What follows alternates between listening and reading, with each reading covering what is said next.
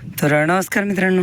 आता दुपारचं पाणी पाजतो गुरांना म्हणजे फक्त हिऱ्यात राहिला होता पाणी पाजायचं, बाकी सगळ्या गुरांना पाणी पाजले. आता दुपारी पाणी पाजले त्याच्यामुळे उभा आहेत. आता अर्ध्या तासात ते सगळे खाली बसून जातात. गौरांग तर बसला पण, तर सगळे हळूहळू खाली बसतील. बाकी ते पिल्ले पण पाणी पाजलेत, छोटी आपली नंदिनी आणि बगीरा. चल हिऱ्या. आता ऊन आहे तर त्याच्यामुळे त्याला इथं बांधले पोलला, ह्या झाडाच्या सावली. त्याच्या जागेवर थोडंसं ऊन येतं. आता त्याची तब्येत व्यवस्थित झाली, शेण वगैरे चांगलं टाकतोय, तर त्याच्यामुळे त्याला आता सावलीतच बांधायचं जमेल तेव्हा.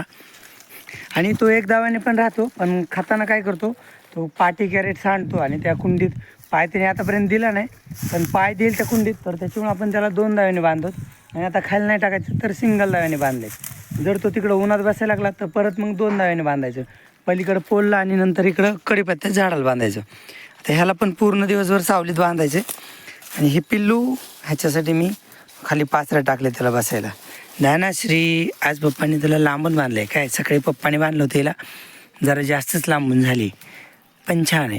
बरं हिला कसं आहे, आता जागा बदलायची गरजच पडत नाही, दिवसभर सावली राहते. आता वर बघा एवढं दाट झाड आहे तिकडं खालीपर्यंत असे क्रॉस ना, तर त्याच्यामुळे तिला ऊन यायची काही चिंताच नाही. मस्त गार वाटतं तिला. आता दुपारून खायला टाकायचं ना, त्यासाठी मी करतोय कुट्टी मशीनमध्ये अशी ऊस लावायचे. परत इथं कुट्टी साचली की अशी पायाने समोर ढकलायची, हे ताकद कमी पडते, अशी ढकलायची.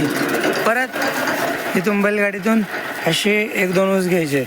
असे आता मी 3 ऊस घेतले, 2 छोटे 1 मोठा. मग परत त्यांना असं लावायचं.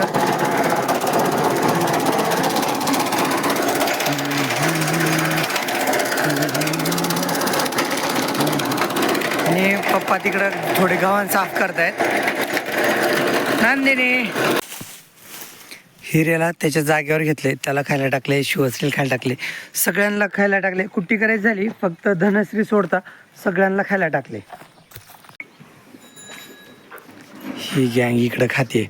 आता उन्हाळा सुरू झाला ना, तर ही वासरू लाकतं ह्याला, म्हणजे ना तो ऊन जमत नाही. त्याच्या जी एक तर जरसं आहे आणि परत लयच बारीक आहे, तर त्याच्यामुळे ह्याला ऊन जास्त म्हणजे गरमी जमत नाही. आता ते उन्हात तर नाहीच आहे. आणि आपल्या शेडला हाईट बघा, गुरं इथं आहेत, गुरापासून किती मोठी हाईट आहे आणि सगळं ओपन आहे. वारं सारखं आत येतं बाहेर जातं. पलीकडे हिरवळ आहे, हिरवळ असल्यावर गरमी थोडी कमी लागते. बघा इकडं हिरवळ आहे, तरी पण ह्याला दुपारी लागत होतं. उन्हाळ्यात जरा जरचे वासरं परेशानच होतात. नंदनीला धनश्रीला काही त्रास नाही, पण हे जरचे वासरं थोडे परेशान होतात उन्हाळ्यात. पावसाळा हिवाळ्यात त्यांना काही प्रॉब्लेम राहत नाही, पण उन्हाळ्यात राहतो थोडा प्रॉब्लेम ह्या जरच्या वासरांना पण आणि गायांना पण. ह्या जरच्या गायांना पण थोडा प्रॉब्लेम राहतो, पण गायांना एवढं जास्त काय परेशानी होत नाही, वासरांची जास्त परेशानी होते. आता सगळे खातात. ह्यांना टाकली ऊसाची कुट्टी खायला. लाली यार, लाली पण धावते मला. तिला वाटलं हरण्यात आला काय की इकडं खायला, आणि मी दाखवत होतो ऊसाची कुट्टी म्हणून. कसं रे लाली. आता गुरांची सगळी व्यवस्था झाली. आता मी चाललो ज्वारी काढायला. एकदा मका दाखवतो तुम्हाला. हे काय ते पलीकडं आहे ना, ते कडवाळ आहे, आणि इथं मका पेरली होती त्या कडवाळासोबत, पण ती फेल गेली, तर त्याच्यामुळे परत एकदा मका पेरली होती. तर हे बघा, ही अशी मका उगवली, आता मस्त उगवली, आता दाटवाट उगवली मका. हे बघा, अशा लांबून बघितलं तर लाईन पण दिसतात आता चांगल्या. मित्रांनो आता आबाळ भरपूर आले आणि ज्वारी काढायला आलतो. ज्वारी तर बघा ना कशी लोळली, मला पुढं दाखवतो बरं का. पाऊस पण सुरू झाला. हे बघा, अशी ज्वारी लोळली, फक्त 2-4 ताटच उभं आहेत, नाही तर सगळी ज्वारी लोळली. आणि पाऊस बिया लागला. आलो होतो ज्वारी काढायला, तर हे बघा एवढी अर्धी ज्वारी काढून झाली आहे. आता आई आणि भैया चालले घरी, मी पण चाललो घरी. मी आज पहिल्याच दिवस ज्वारी काढायला आलतो, आणि ते पण सकाळून नव्हतं आलो, दुपारूनच आलो होतो. सकाळून ऊस आणायला गेलो होतो, म्हणजे गुरांचे कामं केले आणि दुपारून ज्वारीकडे आलो, तर आज पाऊस आला. तरी मी 1 पात लावली आणि दुसरी अर्धी लावली पात. थांबा इथं थांबा, आपण झाडाच्या किल्ला. तर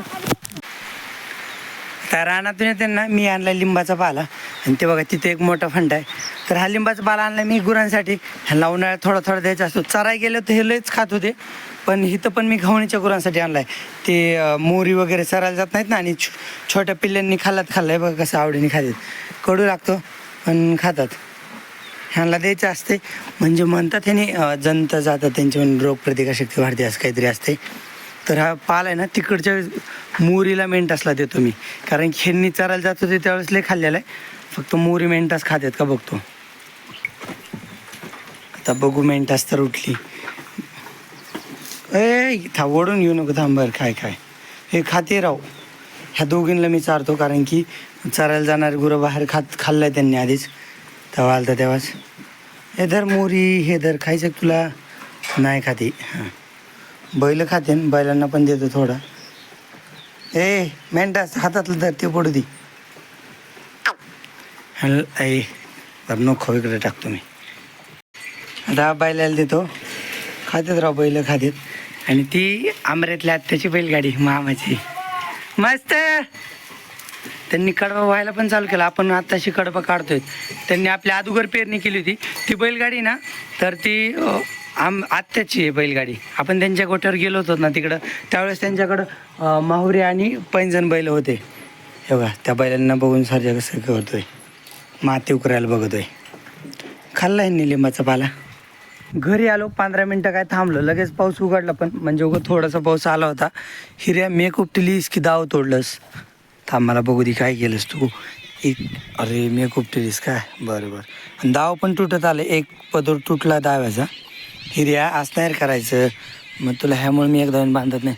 तू त्या कुंडीत पाय तुझं महाग सरक, असं महाग, असं महाग सरक ना. त्यामुळेच तुला 2 दावे केली. सरक महाग, काही शिस्तच नाही खरा. हिऱ्या महाग सरक, या कुंडीत पाय देशील, माग सरक. हिर मग पलीकडे हो ना. हिर्या सरक महाग, हिर्या सरक महाग, सरक सरक. हां, असं जरा जागे आहे ना. थांब तिथंच. मी एक आता खाली राहतो मी लई. मित्रांनो, बाहेर चालू आहे पाऊस. मी बाजूला शेडमध्ये आणलं आहे. फक्त भिजलं हिऱ्या. धनश्री शुभश्रीमध्ये घेतल्यात, पण हिऱ्या बघा ना तिथंच यार पावसात आहे. पण भिजू दे आता, त्याला काय होणार नाही, कारण तो सोडून पण देणार नाही. त्याला सोडायला वेळ लागतो. आणि नेमकं ह्या बादलला घेऊन आलो आणि शेडमध्ये आलो, लोळ्या मारायला लागले ना, त्याच्यामुळे लगेच बांधून पण जमत नाही. का तर लोळ्या मारायला लागलं ना, तर ते त्याच्या कानातून कधी कधी बाहेर येते मोरकी. त्याच्यामुळे ह्याला लोळ्या मारताना थोडं हातात धरावं लागतं. तर त्यांनी ओलांग तरी पण लोळ्या मारल्या. मागाच्या थोड्या पावसात तो भिजलाय, तर मग त्यांनी थोड्या लोळ्या मारल्या तिथे शेडमध्ये. आणि आता हराळ खातोय. म्हटलं थोड्या ह्याला मोकळं होऊन द्यावा. आणि आता पाऊस बी चालू झाला, पण मी हिऱ्याला बांधतो थोड्या वेळाने गोठ्यात. रात्री चालतं त्याला गोठ्यातच बांधायचे. बादल ऐक ना, पुढं ओढ नको. पाऊस आहे तरी याला कळा ना, चरत बसलाय. त्याला चरायला आवडते ह्या बादलला. त्याला हराळ आवडते. त्याच्या पाठीला आत्ता लोळ घेतली ना त्याने, तर धूळ बसली त्याच्या पाठीत, थोडा कचरा काय अलीगून पण लागलाय. तर मित्रांनो, आता रात्रभर इकडे यायचं नाही. त्याला पलीकडून एका दोरीने बांधले, इकडून एक्स्ट्रा लाल दोरी बांधली आणि त्याला एक पाय मागं बांधलाय. पाय असा बांधला की त्याला पलीकडे फिरता येईल, इकडं पण फिरता येईल.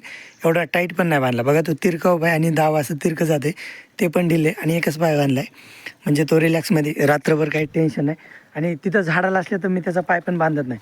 पण तो नवीन जागा आली ना, एक वेळेस त्यांनी मोरकी काढून घेतली होती गळ्यातून. मग त्याच्यामुळे थोडीशी त्याला नवीन जागा वाटते आणि लांब पण वाटते. त्याला अगोदर बैलांसोबत राहायची सवय होती तिथं, तर त्याच्यामुळे त्याला एकटं वाटते आणि जरा मस्ती करतो. मग त्याच्यामुळे त्याला 2 दावे जास्तीचे लावलेत. नाहीतर तो इथं तर सिंगल दाव्यावरच राहत असतो. आता शुभश्रीला दूध काढायचा वेळ झाला, तर त्याच्यामुळे शुभश्रीला तिच्या जागेवर घेतलं आहे. नाही तर पावसात ती गोट्यातच होती. आणि हिऱ्या तेवढा भिजल्या यार पावसात. हिऱ्या कुट्टी खायची राहिली आहे का? बरं बरं, काय होत नाही, तू गोर आहेस, काय होत नाही भिजले तुला.